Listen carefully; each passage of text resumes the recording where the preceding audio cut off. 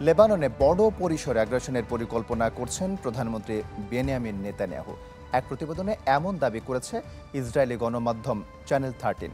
জবাবে হেজবুল্লাহ বলছে, হামলা হলে দুপক্ষেরই বড় ধ্বংসযজ্ঞ দেখতে হবে। এদিকে গাজায় অব্যাহত ইসরায়েলি গণহত্যায় একদিনে আরও ২৬ ফিলিস্তিনের প্রাণহানির ঘটনা ঘটেছে।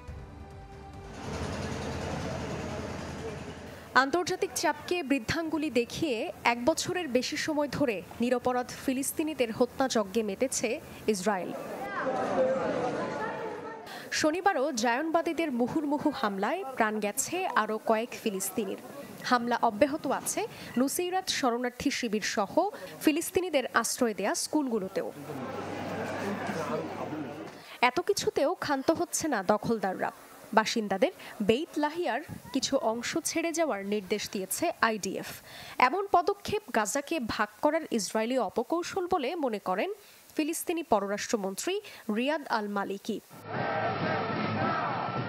এদিকে হামাসের হাতে আটক বন্দীদের মুক্তির দাবিতে বিক্ষোভ অব্যাহত রেখেছেন ইসরায়েলের জনগণ।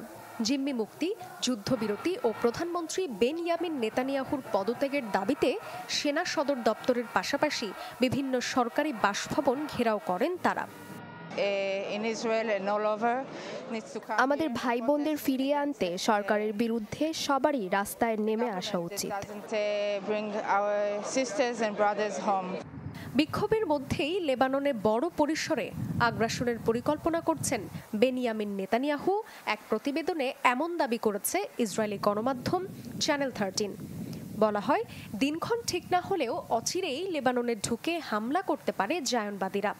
প্রতিক্রিয়ায় হেজবুল্লাহর ডেপুটি জেনারেল সেক্রেটারি নাইম কাশেমের হুঙ্কার, হামলা হলে দুপক্ষই বড় ধ্বংসযজ্ঞ দেখবে। জান্নাতুল সাদিয়া, চ্যানেল 24।